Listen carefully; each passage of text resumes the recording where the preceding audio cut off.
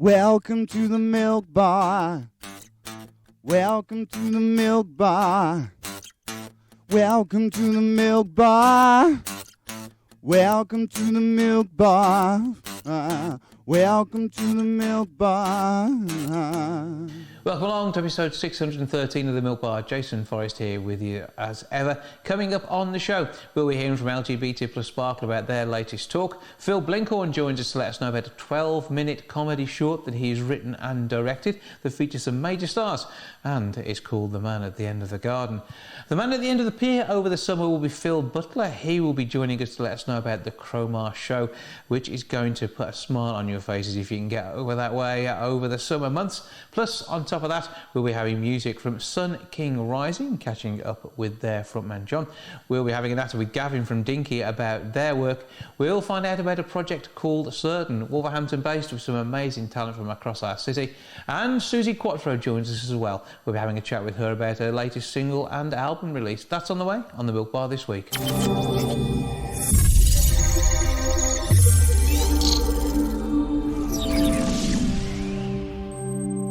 With the album Devil in Me released within the week and the brand new single I Sold My Soul Today out there already, Suzi Quatro is going to be rocking your ears again very soon. She joins me now for a bit of a chat. Hello. How are you? I'm good. I trust we find you well. I just, I've been at it like nonstop for like, 3 or 4 weeks now, where it's virtually from the morning, sometimes getting America and Australia into the evening. So I don't finish till like 10:30 at night. So the promotional tour, but at least you haven't had to leave the home, whereas normally you'd be traipsing around radio stations and TV studios all across the world. Actually, how they do it now is, they used to do that, but now they'll put you in a room. If it's not COVID time, they will get a room for you with a down the line. Mm-hmm. And people can come in and see you or go down the line or whatever, and they do it all in one room. So, but at least you can walk around the house here, you know. Yeah. But it's a lot of work. So, but it's part of the game. Part of the game. You got to do it. Well, it is, and I mean, it was 48 years since the first album came out, and the energy of I Sold My Soul Today, I think, surpasses anything you've ever done before. How hard rock is that? I mean, it's amazing. It's pretty out there, isn't it? I mean, I'm still out there working and doing what I do, so I still have those energy levels available. I wish I could say that I've calmed down a little bit, you know, and got a little bit quieter, but actually I haven't. My energy level is notorious. In fact, just to digress for a second, when I was about 8 years old, and I'm one of 5 kids, and my mother was religious about dentists and doctors and she took me for my normal checkup. Mm-hmm. And I overheard the doctor talking to my mother after my checkup. And he said, "Mrs. Quatro, whatever you do, do not give that child vitamins." That's just it. And I heard it, and I kind of went, "What's he talking about? Don't give me vitamins." But I get it now. Yeah, this album is a perfect storm kind of album, if you like. Well, yeah, you've got bonus tracks for the vinyl buyers on there, which I like. That's good. You've got some amazing titles. I've only heard the single so far, and if it's anything like that, I think we're going to be partying to the year 2030 by the time we've finished enjoying this. You haven't even seen. Have you seen the video? I've seen the video, and the bit that I liked about the video was the fact that we've got you sat in front of the same piano we saw in a rather chilled out Christmas classic end of last year, and now it takes on a whole new life with this high energy, full-on rock song. It is a full-on rock song. It is. And when I put the bass down for that, it's one of those bass lines that your arm nearly falls off. I don't play with the pick, so that you hear it's the fingers, and you get the cramp up here. I used to wait for the boom, yay, stop. Yeah, it is a high energy one, and it's kind of a darkish kind of mood of it, Mm-hmm. But I mean, when it comes to music these days, I mean, whenever we talk to any emerging band, we like to patronise them by saying, who are your influences? You are an influence for so many people, but who do you think feeds into your music that helps you sort of focus your latest direction? Because I know you've worked with the family on this one. Yeah. This is our second outing together. It's a shame you haven't heard the album. My son and I have had our first outing in 2019. It's the first time we worked together. He really wanted to write with me, so we did, and we made a terrific album called No Control that the critics went nuts over all over the world. And it really was getting our feet wet. We had not worked together before, so you don't have any blueprint. There's no limits. And I said that. I said, now that we know we're doing an album, let's just, the sky's the limit. We do whatever we like. Then when they took up the option for this one and the lockdown happened, then we had time. So I said to my son, okay, I should have been on the road. You should have been on the road. You go in the studio, you work. I'll sit on the patio and work, and we'll write the album. So we did. But this one, we had more of a clear idea what we wanted because we'd already done our first album together. So this one, my son was quite belligerent about it, I have to say. He got his confidence level up on No Control, which is terrific. I mean, I've been in the game a long time, so I don't have anything left to prove, but he got his confidence level here. And then he said, I want this whole album to be a vibe. And if anything doesn't fit this vibe, it's not on. And he was really, stuck his heels in. And we've managed, you haven't heard it, but we've managed to combine things like I Sold My Soul Today and the title track, The Devil in Me, with 2 or 3 ballads like Motown, 60s Motown. It's all me. This album is completely me, and it has a theme running through it. And I don't know how we managed to get the diversity that we've done like this, but he's a vibe guy, so he would close his eyes and listen. And if anything made him open his eyes like this, it was wrong.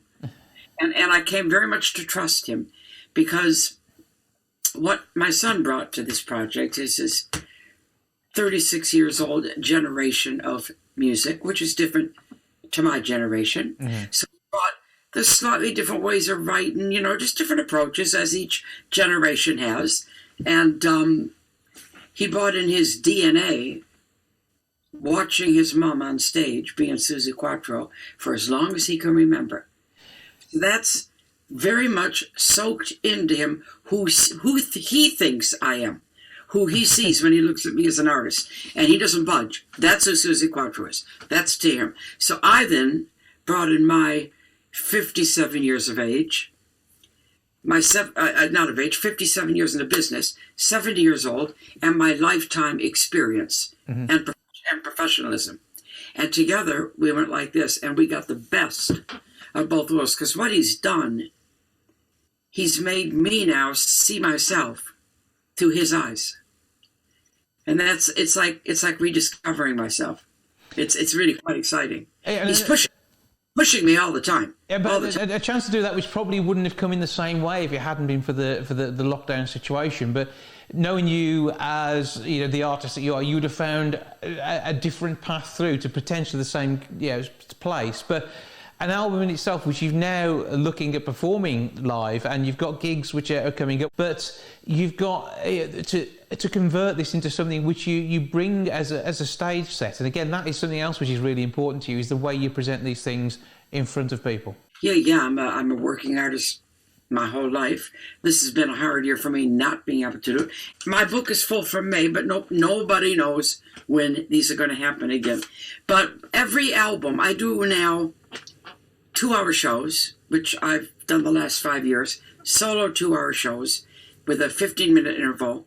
So I'm able to do all my hits plus favorite album tracks. And like the last album, 4 tracks fit into the set quite easily. And from this album, another 4 will go in. I have to choose which one. Certain ones, we tried maybe 6 from the last album. 2 of them just didn't fit. They just didn't work. There's a certain sound in my set, But the right ones will find their way on for sure. And then you got to practice them up and put them in.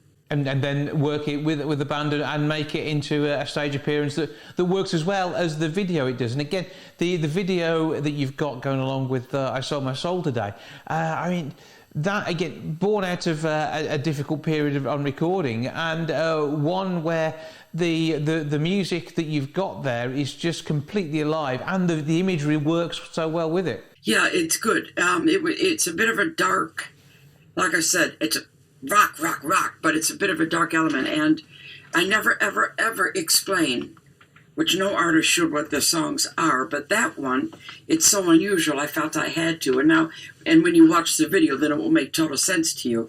It's about a woman who has a very strict moral code, almost square, a good woman, falls in love with a guy who does not respect her moral code, even trying to introduce a third person into the party.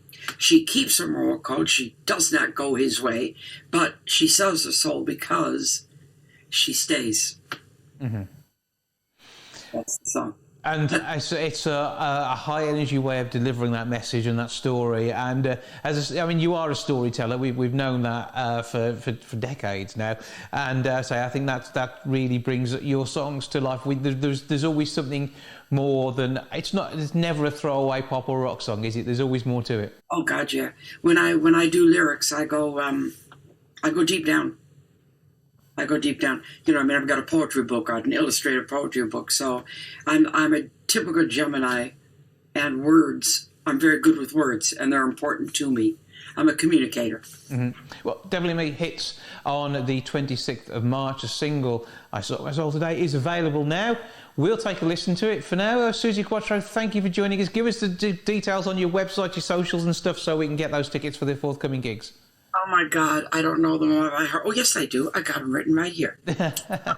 SuziQuatro.com, Facebook.com, Suzi Quatro Rocks. Oh, Facebook.com/Suzi Quatro Rocks.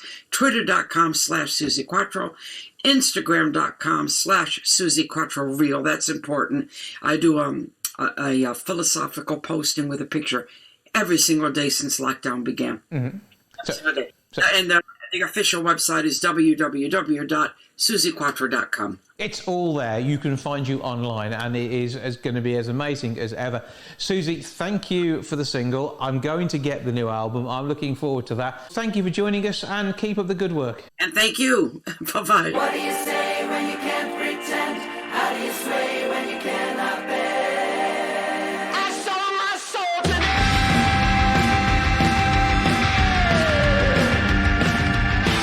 behind enemy lines. Been disconnected too many times. Love is blind, but I won't fool myself. I can't lose myself.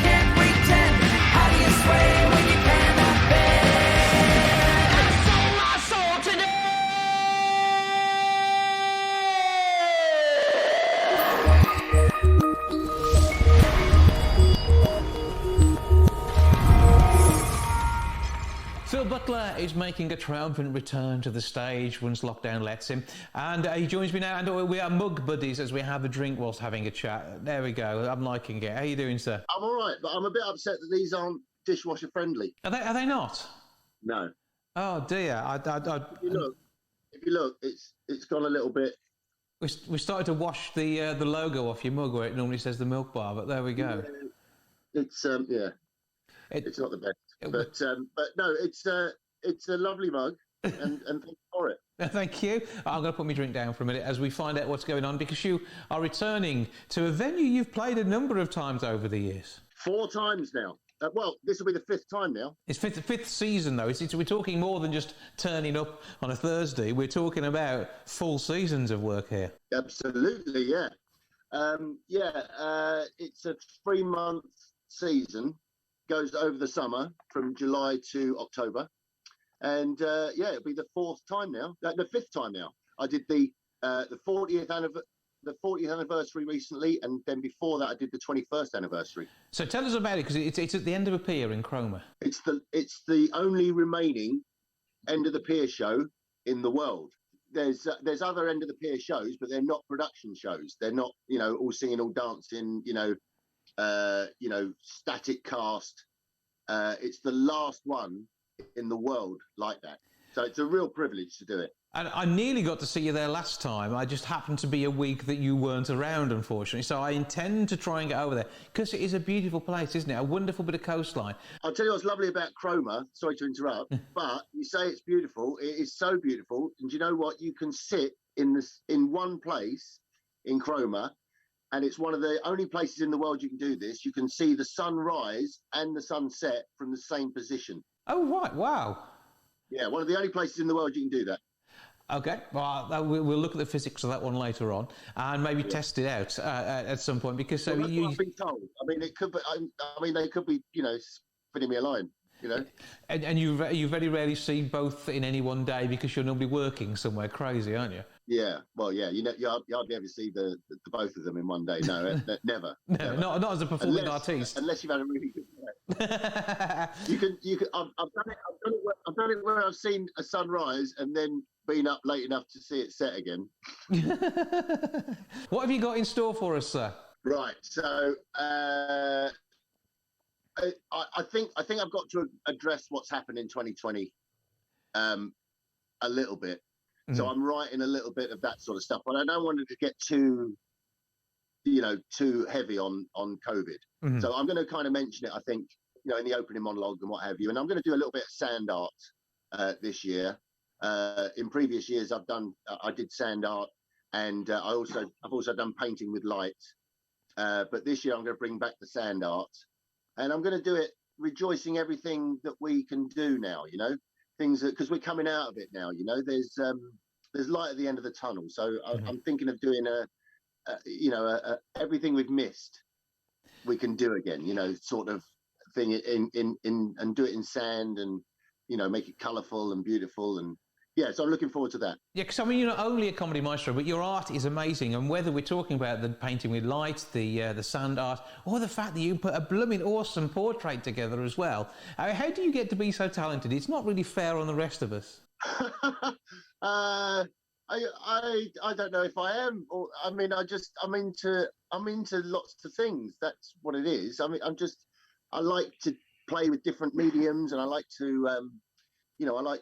I'm into photography at the moment. Mm-hmm. I'm doing little tiny planets and posting a new photograph every night on Instagram, and they're 360-degree photographs. So it's not only something artistic or drawing or portraits or sand art or stuff like it's any medium that turns me on. Oh, and so you're keeping us entertained with it all as well. And so when we've seen you in Panto, you've done local stuff, you've done Telford, you've been over in Shrewsbury. We'd like to see you even closer to home if ever that were possible. But you've obviously missed out on an awful lot of that. And when you talk about making light of some of this, it's really affected you in not only your income, which has obviously hit every performer, but also the fact that you're not out there with an audience. And if there's anything, I should think you need an audience, because you're used to a lot of love. Yeah, there are people out there who can't be without an audience.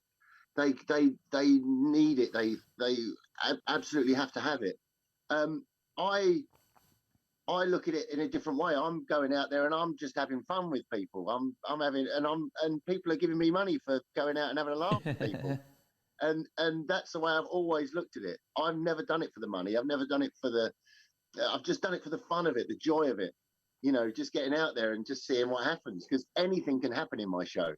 And that's what I love about it. I can break away from the scripted stuff and go on a complete tangent, and I love that sort of stuff. Well, I say you're an amazingly talented entertainer. I've loved all the things I've seen you in, and whether it be the fun you've had in Panto locally, or when you even seen your sets online, because I mean you've done a load of cruise ship stuff as well, and that'll be great when that returns too.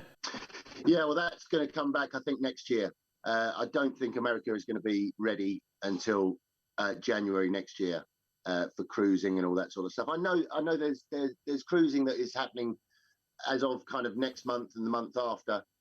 They've got cruises happening, but they're not the same as they used to be. They're not stopping off at ports or anything like that. You know, you'll go around the Caribbean, but you'll just be on a ship. Yeah. You know, so things aren't going to get back to normal until next year, I would say, which fits in quite well with my timetable. Yeah, as long as they're doing it to suit you, that's what matters. That's it. That's absolutely right. Yeah. Yeah. So what else have we got lined up? Because you've not been doing anything online. That's not your thing. Yeah. I made the conscious decision not to try and start up a show. I just thought to myself, well, if there's no work, there's no work. You know, it's not going to be the same to be in front of a screen or to, you know, be doing Zoom shows and stuff like that. For me, you know, a lot of people, you know, that they've found a new way of doing their shows. I'm sure that there's going to be people who have done a Zoom show over lockdown, and it's going to continue on. For me, that's not really what it's about. Like I said before, it's about getting in front of an audience and just having a laugh and seeing what happens, and you know, just having a bit of fun. The ultimate interactive Phil Butler is what you're looking for. You'll be able to find that, as we say, at the end of the pier. Give us the dates and a rough idea of how it's going to work as far as show times go. I believe it's the 17th of July until the 3rd of October. And yeah, we're just running through. There'll be 9 shows a week. So make sure you are around for at least one of those. Great place to go on holiday. I think many of us will be staying in the UK rather than travelling abroad. It'll get you there quicker than you would even get into the likes of Portugal and stuff. So, you know, a nice little drive over there. Enjoy Cromer, enjoy the pier, and you know, the whole magic that goes with the experience of being in a seaside town and venue, enjoying a proper traditional show, but a completely modern traditional show, if ever that were possible. Yeah, they've got, I believe that they're getting a big LED screen for this year, so they're really bringing it, you know, into the current day. You know, we're going to be using that for all different sorts of stuff. It's going to be a spectacular show. And that's going to be a fantastic way of seeing you with your sound art, isn't it? Yeah, it'll be like an overhead camera and then projected onto the LED screen. It'll look absolutely fantastic. Right, so your work always does. Give us all the socials so people can gear themselves up ready for the return of the Phil Butler experience. All roads lead from philbutler.website. Everything you need to know about Phil Butler is from there. The YouTube, the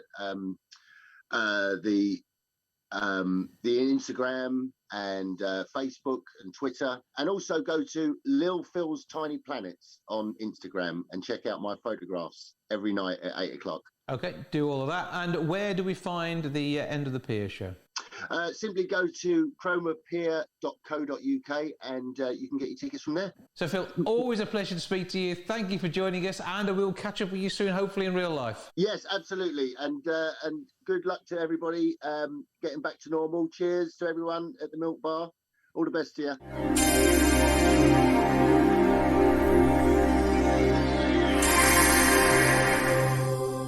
Certain is a brand new musical project from the heart of Wolverhampton. The team behind it are pretty much bred in our city.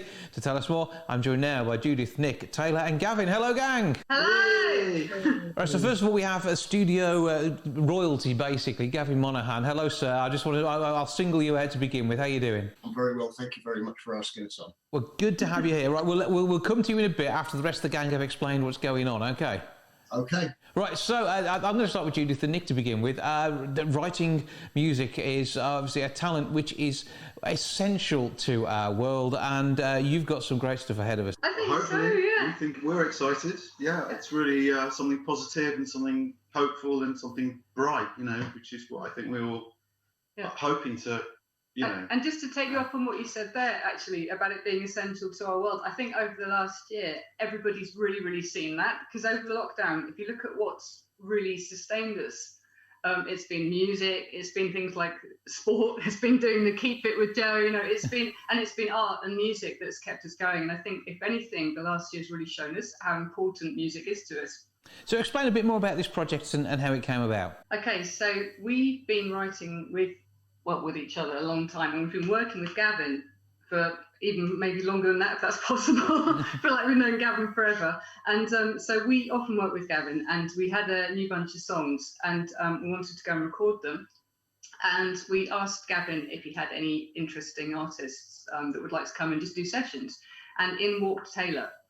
And we were blown away. We were like, okay, this is not a session singer. This is an amazing artist. He should be a household name. We want to work with him. And so we started to work with him. And then along came Ange Lloyd, working on the next record. And then came Amara, and it just didn't stop. These incredible artists kept coming. And we were just like, oh my goodness, there's so much talent here, and we need to do something. To bring it together. And so then we came up with this idea of a collective, and then a story was born from that, and and that's kind of where we are now. And Gavin, your involvement in this, obviously, the talents that you bring and have brought to so many chart hits over the years, and this must be, again, a joy to work with even more talented people. Yeah, these people are just wonderful. I've worked with Nick and Judith for a really long time. We were signed to the same publishing company in the 90s, and we kind of just became really good friends. And when they told me that they were about to start a new project and they were looking to source some new, fresh talent, I mean, I jumped at the chance to contact some very exciting young artists that I've been just helping along, really, I guess. I mean, they've got their own... They've got their own steam and their own path ahead of them, but it's always nice when somebody stops and helps you a little bit, I think. And this was something that I thought would be a natural vehicle for somebody already on a trajectory to greatness, shall we say. So I'm really happy to be able to be working with Taylor on this. We've got some brilliant artists as well. The songs that have been written for it are very, well, as you know, I'm sure you've heard a few now. Are very catchy indeed, and I can't wait to see what comes next. And Taylor, an experience for you working on this one, and something which is this kind of running alongside work you're already doing, or were you just waiting for a great opportunity like this? Yeah, I mean, it's not often you see these great opportunities come by. I think for me, obviously, I work doing music as much as I can, as well as doing my job as well. But, it's not often these sort of opportunities come to an artist and you're able to, fulfill that in the best way. And I just love being able to work on these opportunities. It's really nice and it's something different. So definitely, yeah. Okay, so musically then, what's your background and how did you start off in the world of performing? Yeah, so me, musically, I would say I'm a pop artist. I like to try different genres. I started music about 3 years ago now, and it was firstly, I was writing songs a lot and learning how to write. It kind of just naturally just happened. I've always wanted to do it when I was younger, but I just never had the confidence. So I pretty much threw myself into dancing and done a lot of performances around the UK and just danced as much as I could. And then, after that, I just wanted more. So more performance. So music was the way to go. I started learning how to write, after writing, start making songs, and here I am. Yeah, and the rest will be history, and we will see what happens as this develops. And Nick, I suppose when you're approaching a track, do you think of the artist first that you're working with, or do you start with having a good song? I think it always starts with the song for us. It's always the spark that, you know, it's the energy that gets the thing. You know, you're trying to capture some magic, you know, and that's really the obsession. It's just to capture a little bit of magic. Now, it's emerging with certain, so new songs are emerging with the artists and with the story in mind.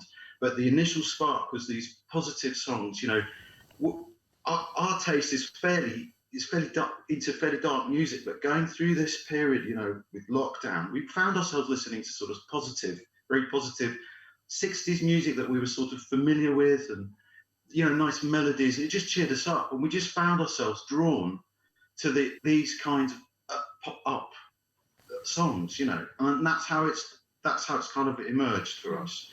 But I think originally it's a song, and as the project's evolving, more songs of that ilk are sort of coming through, you know. And as one pops up now, we're like, oh, that's a Taylor. Yeah. Or no, that's Ange, or, you know, or that's Connor, or, you know. So as they pop up now, definitely they have a face. Mm-hmm. And then that sort of goes then into the way in which it's recorded. And Gavin, do you find you'd work differently with different artists? And when it's a collective like this, does that make it a more interesting way of working? Yeah, I think you have to bring out the personality of the artist that you're working with in whatever you do. And this is a great opportunity for that, because in the song selection process, you do factor in who the artist is. And I think that's an essential part of it, because they have to be comfortable, because you can't expect somebody to front something that isn't anything to do with them. Yes. So we've tried to maybe match the personality of the song to the personality of the artist as much as possible. And then, of course, when Taylor sings a song, he brings a total new dimension to it again anyway, because you couldn't have imagined it the way that he sings it. And it's the same with all of the artists, that every time they interpret a song, they bring a whole nother life new to it. Yeah. And it's that collective creativity, which, I mean, I know Gavin's background already, and I'm in awe every time I speak to him, because he is an absolute star. And with those people that you're bringing in here, we know that you know, for someone to get to work with, you know, Gavin Monaghan, they've got to be blooming good, or they will be by the time he's finished with them. That's pretty much how it goes. So it's going to be fantastic to hear all the work that comes out of this. So, what is the schedule for release? Something. So I know we're going to take this into Sunshine in a moment or two's time. So Sunshine is released on April 23rd, and then we're looking to release Whatever I Do with Ange Lloyd, and that's going to be at the end of summer, sort of August, September time. We're looking for that. And then there's another single coming out with Amara, and that's called Someone For Me, and that's going to come out probably in January, I think. And then Connor will be bringing up the rear. He'll be putting together a big epic song with everybody on it, and that will be coming out in spring 2022. So you've got loads going on. I mean, the fact that 2022 is so close is scary enough in itself. I know. But with the work that's been done here, all under the umbrella that is certain, how do we find the details? And we'll get socials of everybody else in a moment to talk. First of all, the main project. Okay, so certain.media is the website, and from there you can sort of branch out into our Facebook and our Instagram and all of those bits and pieces. So we can get those details there. Taylor, we'll go to you next. Where do we find you online? You can find me on anything Taylor Styles with a Z on the end. And yeah, so Taylor Styles Official for Instagram, and then just Taylor Styles everything else. That's the way to do it. And Gavin, I can't leave you out. Come on, share. You can find me in a dark room somewhere trying to extract the soul from a song and put it out for everybody to hear. So that's what I do every day, and I'm very grateful to be doing it. And is it what's your socials under? Because I know we see quite a bit of you online. Yeah, I've got an Instagram which is Magic Garden Studio. I don't really do Facebook, but I've got a profile on that as well. I haven't got a website either, because the simple reason, like I already have got a lot of work on, and I'll probably, you know, I think I'd be a little frightened to kind of open the floodgates, but I work on what I love every day. I have got emails and all that. I'm pretty easily searchable. Yeah, it's like trying to get hold of the A-team, isn't it? You have to know someone who knows someone who knows someone. But it is worth it if you can get in touch with this man. But for now, it's going to be an amazing project. Thank you all for joining us. Long may this continue. I'm looking forward to seeing even more artists come through. And if they're the standard of Taylor, then the world is going to be a wonderful musical place. And Judith, this also ties in with work that you're doing with a charitable organisation as well. That's right. Yes, thank you. We're working with Calm, which is the campaign against living miserably, which is a pro-mental health charity, particularly concerned with the prevention of suicide in young men. It's encouraging people to get talking, and it's encouraging people to share their feelings, and we just want to work with them and put positivity out there. So if you go onto our website, there are these T-shirts, which a small share of which every sale goes to Calm, and also when our single Sunshine is downloaded via Bandcamp, a small proportion of that also goes to Calm. So please do support. Doing great things for charity too. You guys are it's impossible not to like it, but there we are. Once again, thank you all for joining us. Thank you very much. Thank you. Thank you. Cheers, Jason.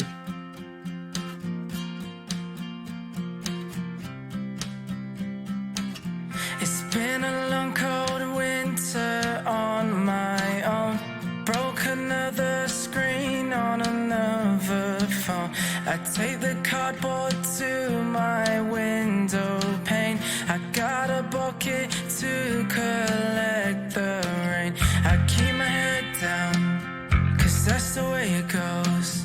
Nobody tells you, but everybody knows. Everybody knows. But everything is looking better. Don't mind the weather. Since I met you, I am feeling sunshine down to the soles of my shoes. And everybody can do whatever. It's so much better since I met you. I am feeling sunshine down to the soles of my shoes. It's been a long time since the sky turned grey. Counting the days to my next holiday. Fall out of bed, I miss the morning train. Look out my window, wish the day away. I keep my head down, 'cause that's the way it goes. But I got something that nobody knows. That nobody knows. But everything is looking better. Don't mind the weather. Since I met you, I am feeling sunshine down to the soles of my shoes. And everybody can do whatever. It's so much better since I met you. I am feeling sunshine down to the soles of my shoes. I'm feeling the sunshine. I'm feeling the sunshine. I'm feeling the sunshine down to the soles of my shoes. I'm feeling the sunshine. I'm feeling the sunshine. I'm feeling the sunshine down to the soles of my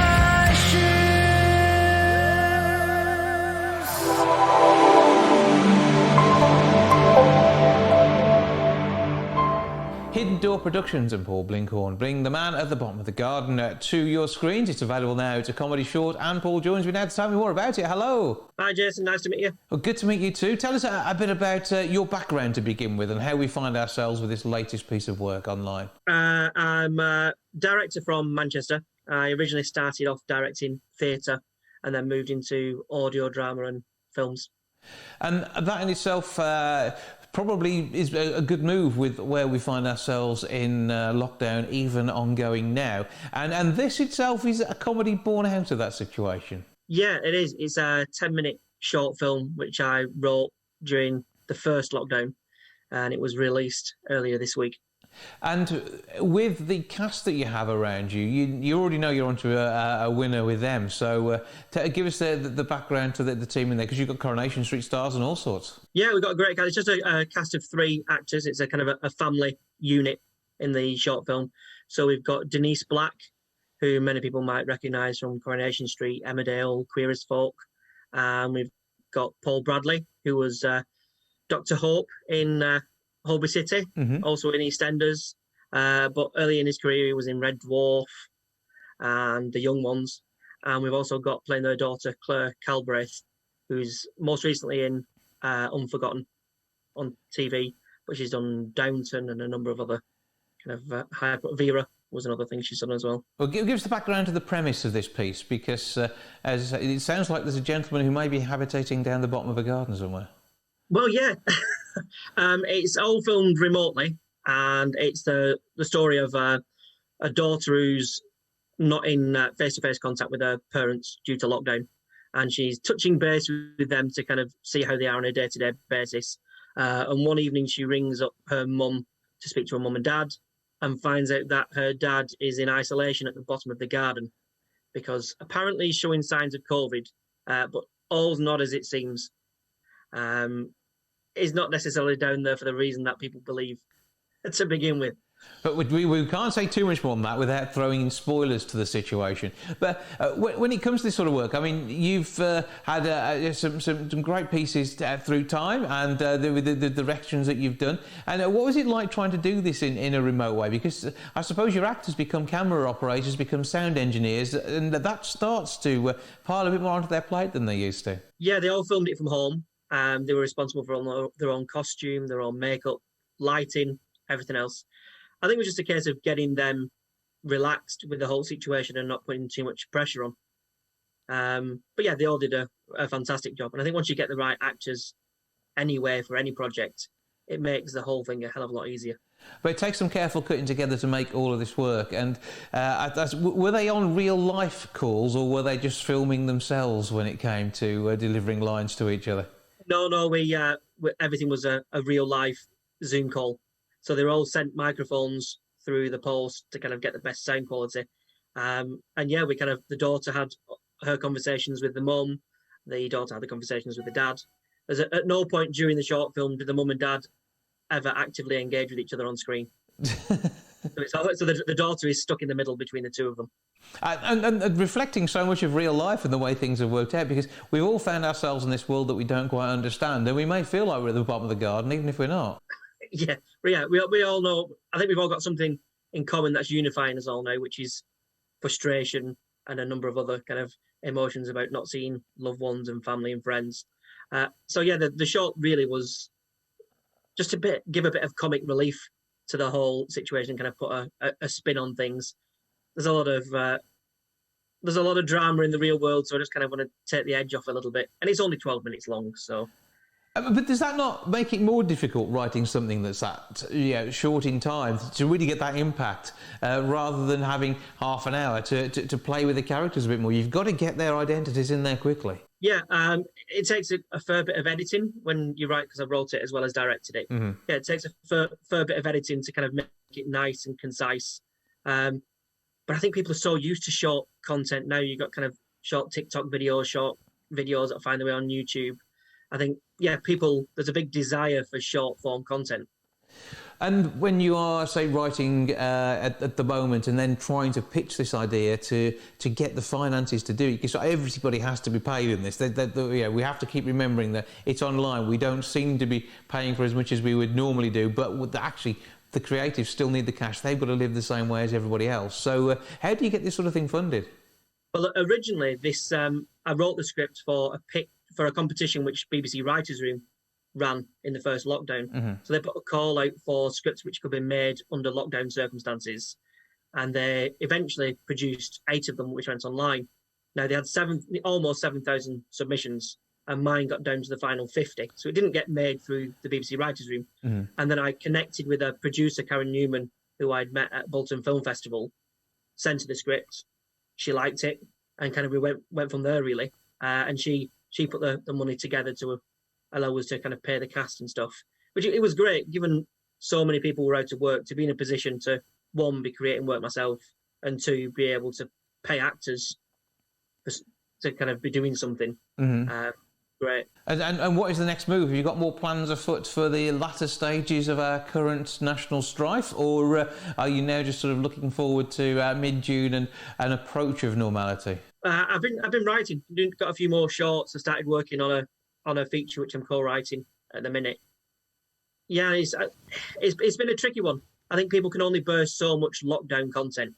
Mm-hmm. I also did a short film a few months ago, raising awareness about domestic abuse, with a cast of 45, which I filmed remotely as well. So it's focusing on what's coming next, hopefully. So where can we find out about you and your work to begin with? Are you on the socials yourself? I am, yeah. Twitter's probably the easiest place to find me, at PW Binkhorn. There's also the link on my profile there to the film itself. On YouTube. And how do we? So it's available on YouTube, which means that we may sit through a few more seconds of advertising at the start, but other than that, it is free to view. Yeah, I've watched it a couple of times to make sure it uploaded correctly, and I don't think we've got any ads. I think due to the length of it, I think you can avoid ads sometimes. So we've been okay with that. So you can sit back and enjoy it in the comfort of your own home. Stick it on the big telly as well, though, if you can, and enjoy it that way, because so many people have smart TVs. You can search it, can go onto YouTube on your television now. So, will it feel more real watching it on a phone or a tablet, as if you were part of that Zoom call? I don't think you lose anything either way. To be honest, I think you watch it on your phone, watch it on your television or a tablet. Well, it is the man at the bottom of the garden, Paul Binkhorn, writer and director. Thank you for joining us. Thank you, Jason.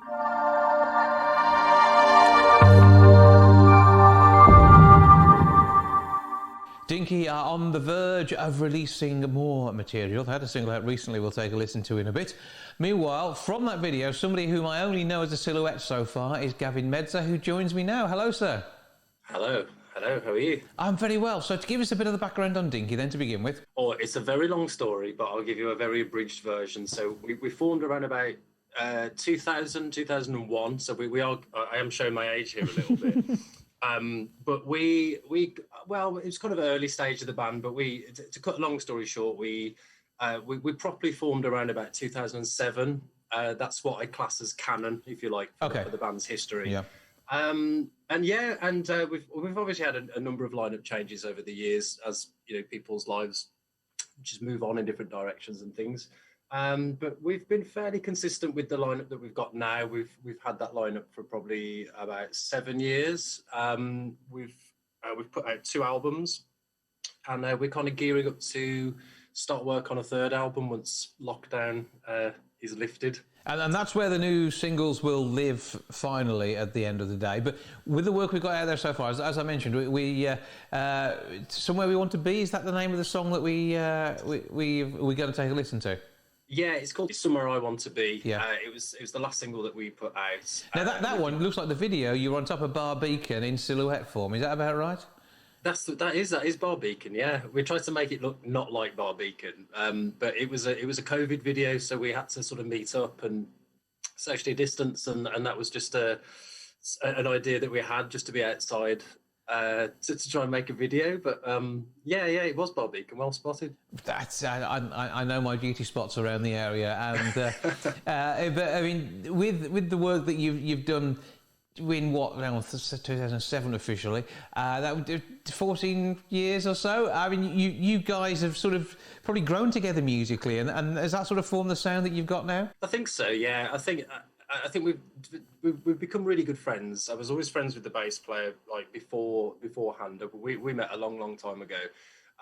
But yeah, I think we've become really good friends over the years, and there's definitely like a nice friendship there. So we have nice nights out where it's just about the band, or we have nights out where it's just about anything we want, to talk about, and we sort of shelve the band. And it's always a good time, they're just really nice people, and you get used to people's habits and how they play. And I've spent a lot of time in the studio with the guitarist Adam, making both albums. And so we've just really got to know what we like and how we work and when we need to back off and, you know, and where you need to compromise. So I think definitely the dynamics has grown as a result of that friendship. And that does feed into the music. I think our music has got better over the years because of that sort of friendship that's kind of built around the band as well. So yeah, I'm very lucky to be in a band with such lovely people. Well, we're approaching 3 albums in. Why haven't we got international stardom yet? Because I think the sound is working. It's good. I like it. What's going on? What's holding you back? Come on, name names. Well, I think name names. I think my approach to being in a band is I've always been a bit of a wallflower type character. So I'm always just a little bit hesitant to kind of, you know, dive right in at the deep end. And we have had we've had an international airplay with the latest album, and our bass player was furloughed during the sort of first lockdown, and did a phenomenal job of marketing the music, just sending it off to people and just really staying on that. And obviously we've got a lot of videos that we've created that people can see on our YouTube channel. And I think just the combination of having lots of nice visuals and, you know, a good set of songs, and just being a bit more proactive about actually getting the music out there. So we've started to receive a lot more international airplay. I do receive messages from people in America and Canada about buying our records and things like that. And I think that's I don't know, that's just something that I think that we never really explored that much, really. We always stayed quite local. Mm-hmm.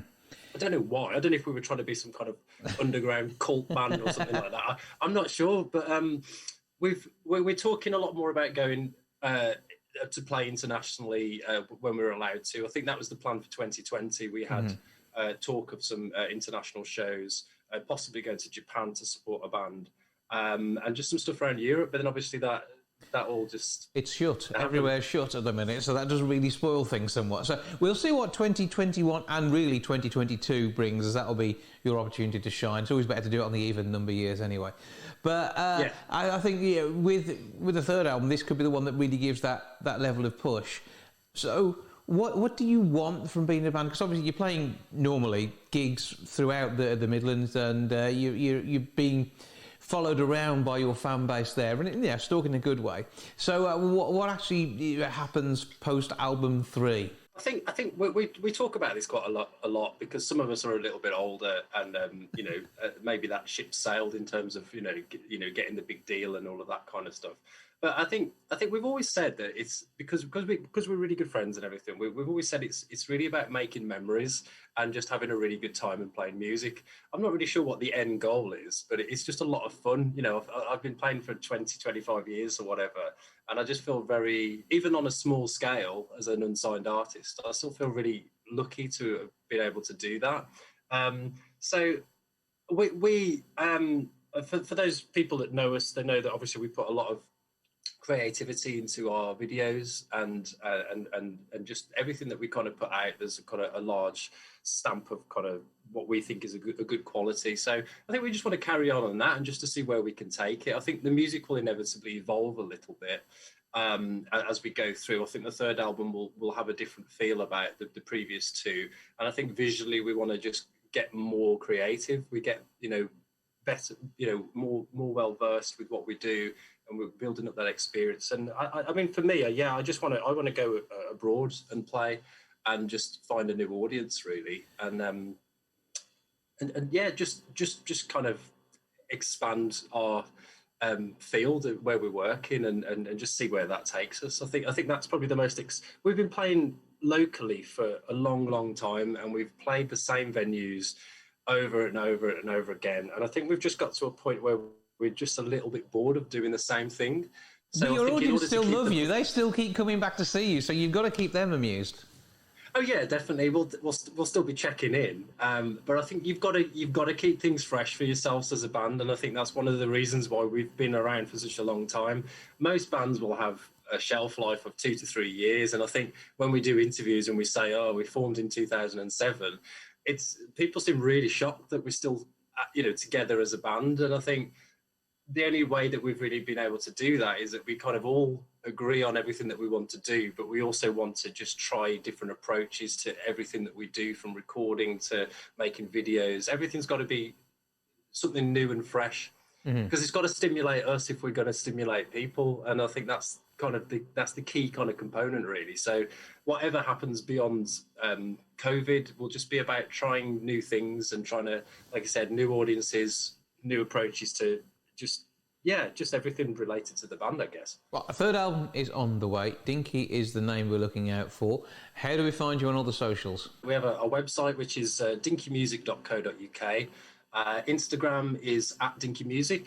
We're on YouTube as Dinky Music. If you find us, there are some very weird things that have Dinky in the title on YouTube. But yeah, we're not responsible for all of those. We're not Dinky Donkey, if anyone finds that one. And we're on Spotify, Dinky Music. Just all of that, really. Okay, look out for them. Listen to them. Enjoy them. Never know what's going to happen next, and be prepared for anything, I think, is the moral of that story. Gavin, great to speak to you. Thank you for joining us. We're going to take a listen to the previous single now. And for those who enjoy the video, we say it's secretly at Barbeacon. We won't tell anybody that it was really there. But you can be silhouettes and so much more. They are Dinky Music. Gavin, thank you for joining us. Thanks very much, Jace.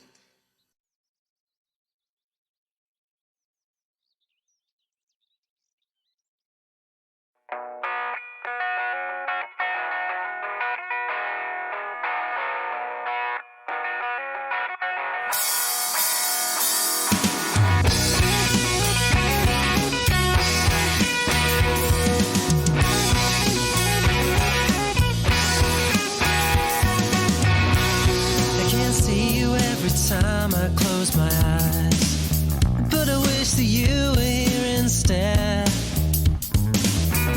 You're like a ghost I have to give up every day, or a song repeated in my head. And you'd be quite right to assume that I've been lying in my room, thinking of all the days we could have had. And it might not be so bad, but you're somewhere where I want to be. Somehow, still a part of me. Somewhere where I want to be. Where I want to be, yeah, yeah.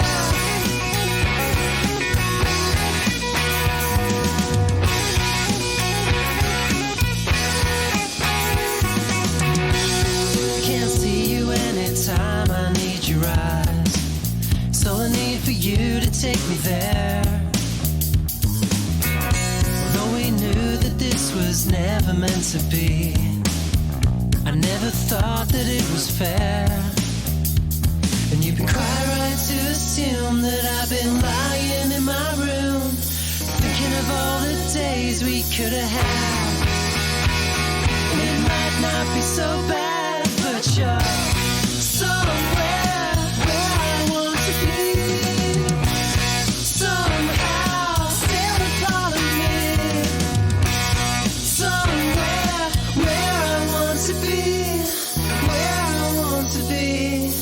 Beat myself up till I'm black and I'm blue, thinking of ways I can get back to you. And my heart isn't broken, it just needs some glue.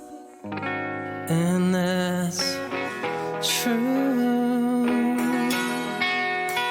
Now you're somewhere where I want to be.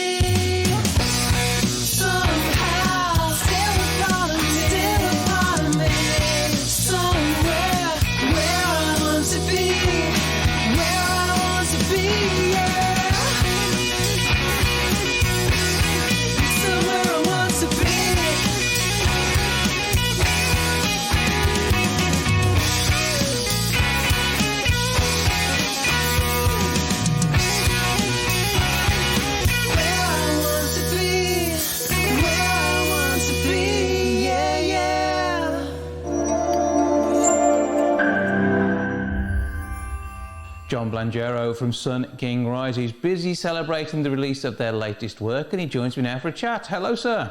Hello, how are you today? I'm very well. I trust we find you well, and in the studio even as we speak. That's right. You are over in the US, and you've been taking your home nation by storm, and we're expecting great things from this latest release in the UK too. That's good to hear. We're certainly doing a lot of press over in the UK right now, and we're getting some attention, so we're very happy. Oh, and that's good. I mean, the fact you can do this remotely is a lot easier than before. And I think that's helped a lot of bands to get where they need to be and to share the music that should be out there. So tell us about you, your sound, and the latest work. Sure. Well, the album is called Delta Tales, and it's out on Peacock Sunrise Records. It was released in October of 2020.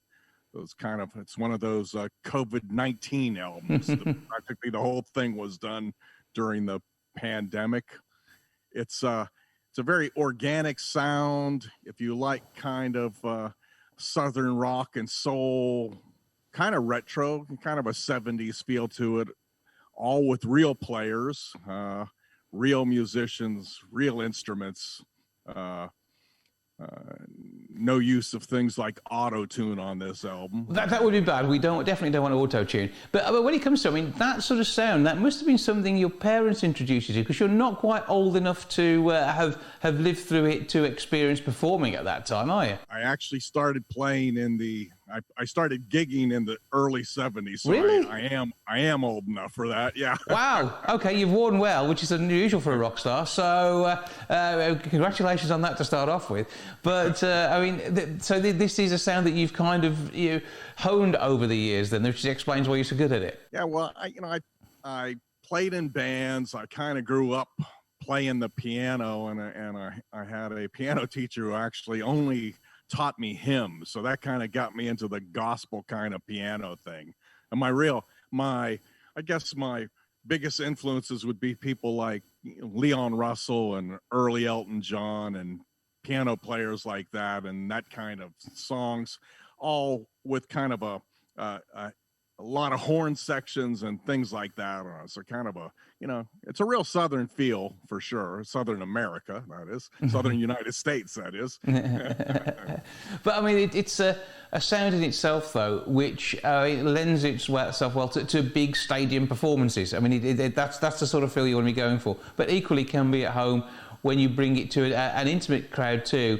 So what is your preferred? I'm sure you've played gigs on both ends of that scale. It does take a big stage because we have a 3-piece horn section and 3 female backing singers, and we prefer to have everybody in place, and another keyboard player and a couple of guitar players. So it's kind of a big setup. I think we had 31 different musicians play on the album, to tell you the truth. But doing that on stage is going to be harder work, surely. You haven't quite done that yet, have you? No, we would have to. We haven't gigged at all here, and we haven't been able to support the album with any live shows at all yet. But we're hoping to have some, at least in the States, in 2021, and who knows when we'll get over to Europe and the UK. We might be on to the second album by then, depending upon how the travel situation clears up. But how does this tie in with your personal back catalogue? Because obviously you've been gigging since the 70s, so there's plenty of stuff that people can get from before to see how you've sort of evolved in your music. Not really. This is really my first solo album. I have, you can find bits and pieces of some of my prog rock work around, but this is really the first coherent kind of sustained recording that we've done. So I've had another job for many years. I'm a biomedical research scientist, and that is what has paid the bills over the years, and now provides me with enough time to do this on a more intensive level. But there's no tracks on there about your biomedical research. It's not something that's inspired you in your music, or is there? It doesn't really come up. It's there's a lot of kind of Southern noir, and it is almost a concept album. It is kind of thematically coherent and all around kind of standard tales of sin and redemption and joy and sorrow and all those big topics, and all written around the perspective of the South. Tell us a bit about the single release, though. Okay, the single is called Free Will in China Blue, and it actually isn't on the CD. It is a bonus track, but it is going to appear on the vinyl. So the vinyl is in prep now, and it's going to replace one of the songs off the CD. That song will then be available as a download bonus track. But Free Will in China Blue, I was told. So the record company came to me after we started manufacturing the CD, and they said, "Boy, we'd really like to have a bonus track for download." And I wrote it the next day, and then we recorded it within 2 weeks. So we had the horns in, everything. We really knocked it out quick, and it's turned out to be my favorite track on the whole thing, as often the things like that happen, and we've been getting a lot of airplay. It's been doing pretty well. Well, I mean, it's great to see this sort of happening, and particularly coming out of the situation we've had over the last 12 months and the music that you've created there. And I mean, the fact that probably without the World War situation, you wouldn't have had the opportunity to do what you've done the way you've done it, would you? Well, we're certainly planned to do it. We signed a deal about 2 years ago, and then I decided I had a bunch of demos ready and we were going to go into the studio with them, and then I decided to write a lot of new material, as often happens. So we kind of had a delay on that while I was writing, and then we just started it, as I said, in January 2020, and then the shutdown hit and really changed our logistics about how we were going to record. So we always tried to have the rhythm section together, because I think that's very important to get the right feel. But then we had to do some remote recording for some of the other bits, of course. But it doesn't sound. It sounds like everybody's pretty much in the same room. I'm really happy. I had a fabulous producer, Ace Acker, who was in the 70s band Law, who were had I think they put out 3 albums that were did fairly well, and they toured with the Who, and kind of had a taste of the big time, and he was just fantastic, and he really did a great job and putting all the logistics together and making sure the sound was what we were looking for. So sonically, I think the album is quite strong. Well, we're going to prove that by taking a track off the vinyl version. This is the single.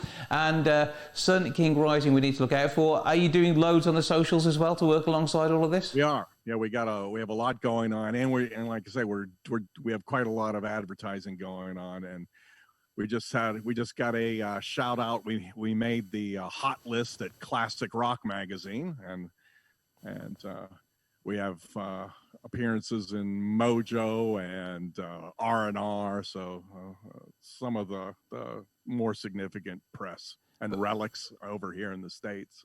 So that'd be once you've been picked up by those guys, it is going to be talked about, it's going to be played and going to be enjoyed. So on socials, how do we find you? Okay, so you can easily find us on Facebook under Sun King Rising, but our main site is sunkingrising.com. And do you have your own site for some of your stuff, or are you keeping it all with the band? It's all, so Sun King Rising is really my solo project with a backing band. With 30 odd friends. Yeah. Well, John, great to speak to you. Thank you for joining us. We're going to listen to the music now, and may I wish you every success as we see this release over in the UK and the continued exposure that I know you're going to get for this. Thanks for joining us. Thank you very much. It's been a pleasure.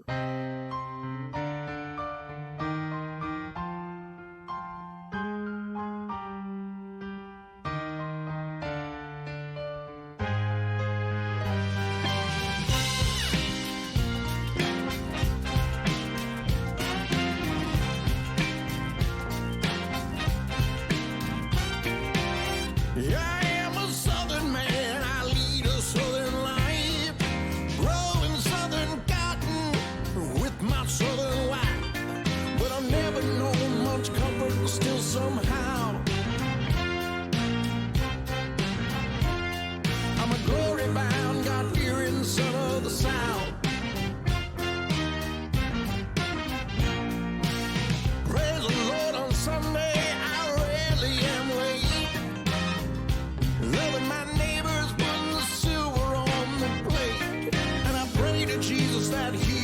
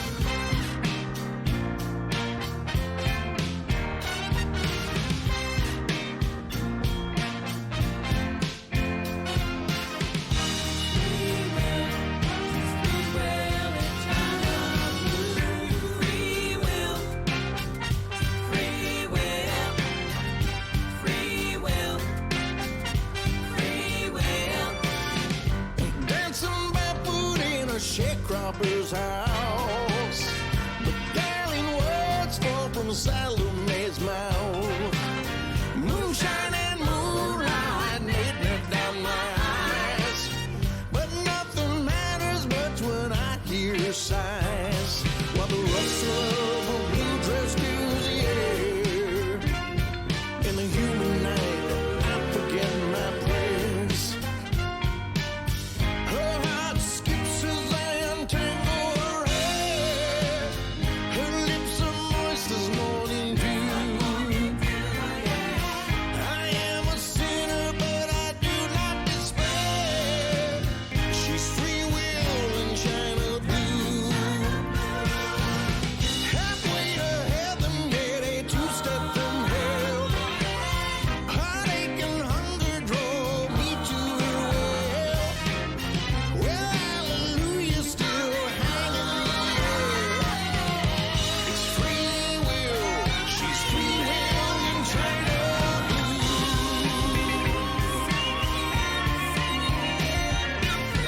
It's free will, she's free will in China blue.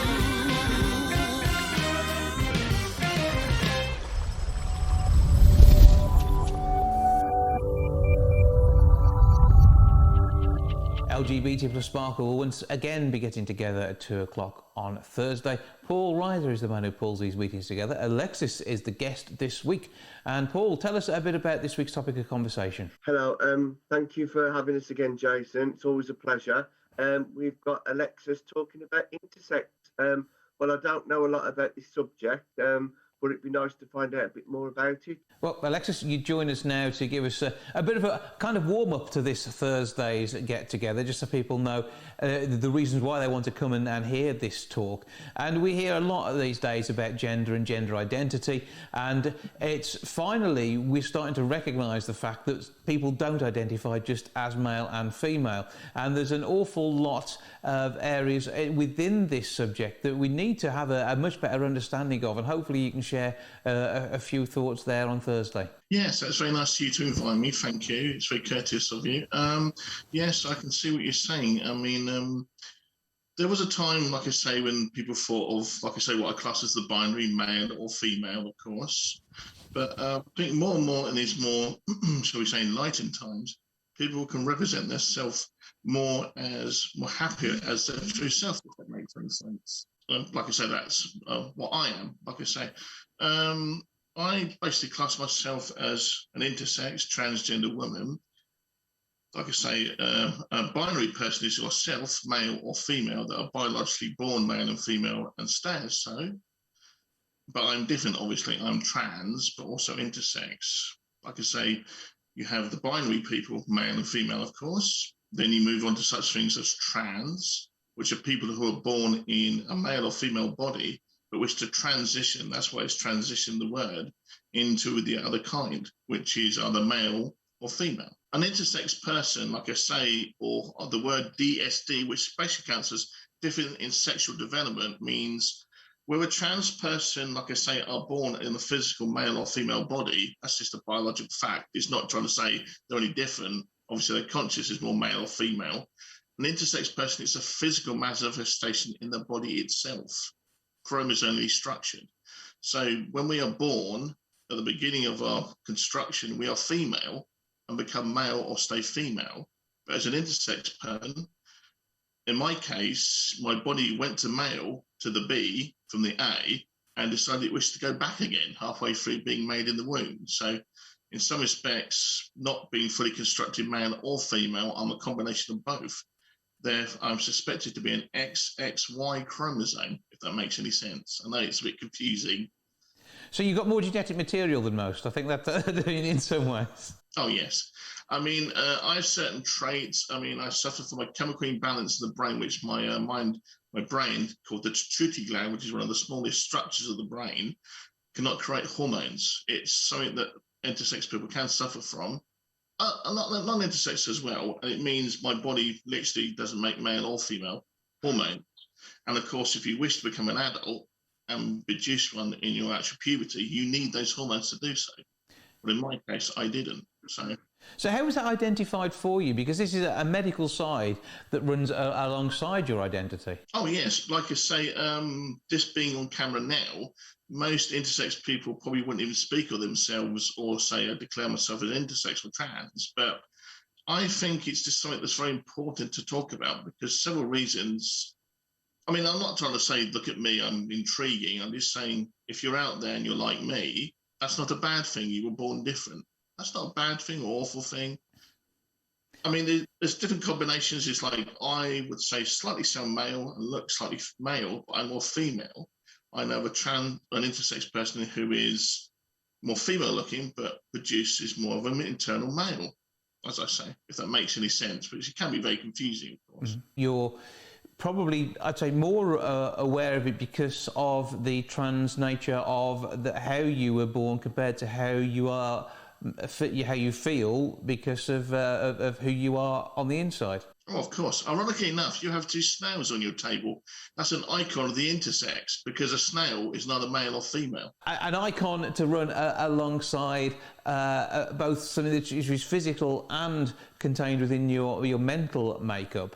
So what sort of things would somebody who is intersex go through? Well, the ironic thing about it, sadly, is, and it's a state of fact, a lot of intersex people get operated on as children and never get told. I don't know myself if I had. And in certain situations, there's words I probably want to use on this because it's a bit early, obviously, but there's certain situations where an intersex person can have genitalia, if that's all right, of both. So a surgeon will say to, or a doctor will say to the parents, what do you prefer this child to be? And add a boy or a girl. In my case, I was made a boy, but of course I had no instincts of boys and grew up thinking, why did I not think it was a boy? Sadly, intersex children all over the world get operated on against their will at a very young age and don't get a choice. Mm-hmm. And a lot of countries are trying to ban the surgery. An intersex person actually is a physical manifestation of a male or a female, or both, or several combinations. At the last count, I think there's 47 combinations of intersex. Here's an interesting fact for you. There was a general who fought in the War of Independence against Britain, and sadly got injured and died. They operated on them, thinking they were male, opened them up, and they had a womb. And that is something which, if somebody's parents are making effectively a choice on their child's gender, effectively, if they are born as intersex, and as you say, it's without their consent, it's without knowing who that person's going to be and to grow up to be. And I think, as we have a greater understanding of that these days, but it is still a very difficult area to get right. Well, I think the parents don't do it out of cruelty. I think all they want is happiness for the child, but try to understand it. Imagine yourself as you as a man being forced to be brought up as a woman. You'd have all the instincts of you being a male that you can't get rid of, but you would be dressed as a female and be brought up as one. How would you think you'd actually feel, do you think? It's not going to be right for your mental health. You're not going to be in the best position. You're not going to understand what's going on around you. Of course, you identify as you on the inside, so you don't know anything else. But I assume that you are left with some sort of state of confusion why you don't quite click with others in your peer group. Oh, yeah, I was always confused. I never understood why I wasn't like men. I tried very hard to watch them, understand them, tried to study them and find out why I wasn't acting, but I was always linked with females. I mean, this is something I very rarely speak of outside my community because it's hard to understand.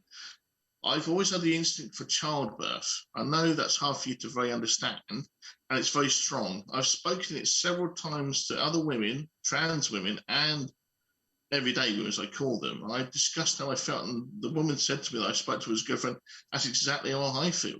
And I do this a lot. I know you can't see this, but it's like the instinct is so powerful, I feel there should be something here. I know there never can be, but the instinct is literally that powerful. I don't expect people to understand that, but it's a natural instinct that a woman will actually get. From your place where you are now, you have obviously come to terms with a lot of what has happened to you in the past.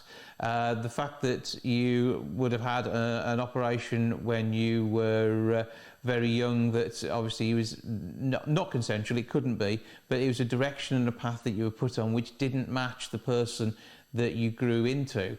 And that Does that create some sort of anger that you've had to deal with and get past? I mean, is this the sort of thing that somebody who is intersex will be suffering from because of the way in which their bodies have, in effect, been mutilated? Yes. I'm on an intersex forum which has to stay private because a lot of people keep it secret, but they're very angry. There are a lot of people out there saying, "I'm the dirty secret of the family. Why did they do it to me? It's a violation against my body. You know, how could they?" And a lot of people are so angry with their parents for changing them that a lot of people are fighting. I mean, I'm not an expert. Like I say, I'm trying to find out my own journey. I mean, there's probably a lot of people out there know better than I do, trust me. But yes, I'm angry towards my parents. If this actually happened, if I can prove it, I'm going to try and understand why they did it, but try and see from my point of view, I was forced to become something I wasn't. And I was never given a choice. And has the attitudes within the medical profession towards surgery at that point changed now? Are kids who are intersex allowed to grow up as they are born, and then the decision surrounding what happens next is taken by them as they reach adulthood? Sadly not, as far as I can tell. There are 32 countries that actually were last year actually going to a full competition to ban the altering of intersex children at childbirth, but Britain isn't one of them. So certainly there needs to be a conversation at the right levels to allow children to grow up to be who they are. And I think it's less enlightened times that will have led us to where we are. Going back historically, before medical science allowed for changes to be made to someone's body at the point of birth or within the first few years of life, somebody who was intersex would have been allowed to grow into the person that they were and then effectively make their own way. And I'm sure there will have been suffering in the past, but at least physically they would have known who they were. Oh yeah, I mean, it's many parts in history where intersex people will become part of a temple, or in certain tribes they'll be classed as a two-spirit. They were seen as something, a link between this world and the next. Their diversion of their body or development was different. It was seen as like a gift from the gods, as if they were a combination of two worlds at one. In certain situations, they'd be the one that in certain cultures, they'd be the one, the peacemaker or the person who would talk to other tribes or other communities. They'd be the one that's brought in and people would respect them as an intersex, or what we would call them then, and they'd be respected. But sadly, things have changed. You know, those times are gone, you know, but that's history. There's a lot that's happened in our world, probably sort of from around the Industrial Revolution time, and as medical science has advanced, the thinking around that hasn't necessarily always been right, has it? I don't think. Well, like I say, sadly, not everybody fits them. I mean, there's a big fuss at the moment about young trans people being operated on, and some respects can understand that. But, you know, where's the fuss over the intersex children? No one seems to say anything but us. I find that very sad. No one is standing except for people like us saying, well, hello, why is this being stopped? Why is the outrage? Where's the sadness about children being altered, sadly? Yeah, most likely they're more likely to take the male route than the female route when it comes to the operations that take place? Well, it depends. Like I say, there's so many variants. It's hard to say. I mean, I was speaking to a person who would be classed as a female, but never, because her body couldn't actually produce female hormones, has never actually grown breasts. So she was discussing with me, what was it like to go on the hormones? Because last year I made a decision myself, which was very naughty. I self-medicated, which is a bad thing. You shouldn't do it. But because my body doesn't create hormones, I could. And in the space of 6 months, which is a prime example of my body, I grew breasts. I'm an actual A cup now. And through becoming who you know you are on the inside, through what your body's been through on the outside, you are now more settled, or are you still very much on a journey to be the whole person that you know you are on the inside? Well, I'll be going to the gender clinic hopefully in July, and that's what I'll be discussing with them. They'll hopefully officially put me on the hormones then, and 4 or 5 years from now I'll have the surgery. to make, like I say, my body the way I want it. I mean, some intersex learn to live with themselves, but me, I don't like being called male. I don't, but then again, I don't go by the idea that I demand of other people this world to call me female. So I wish to alter myself so people will look at me and they'll sound female. So they will say, that person is female. I don't demand of this world. I just would like to be adapted to the point where I would be accepted as a female, if that makes any sense. Understandable. So you're able to visually identify as the person that you are. Yes. Well, I mean, Alexis, thank you for joining us. Thank you for talking now. There will be more in your conversation on Thursday. Paul, give us all the details of the events taking place on Thursday's LGBT Sparkle meetup. Yeah, you can find us on Facebook, LGBT Sparkle, Wolverhampton. If you want to contact us, our email address is lgbtqsparkle@gmail.com. And you can be part of that conversation, hear so much more that Alexis has to say, and we look forward to a rewarding conversation as part of that group and greater understanding. And it's understanding, appreciation, and ensuring that the choice is there for you and not somebody who will never be able to understand your situation, sadly. Well, I appreciate you having me on. It's very courteous and understanding of it. I always appreciate people who do this. You know, each one of us are on a journey, no matter who we are, and each one of us is taking a path, and each one of us is valid. Thank you both for joining us. Thank you very much. Appreciated.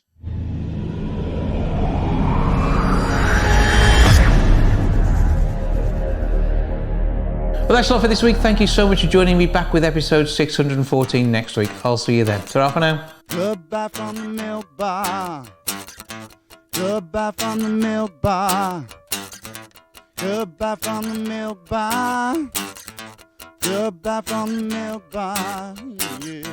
Goodbye from the milk bar. Yeah.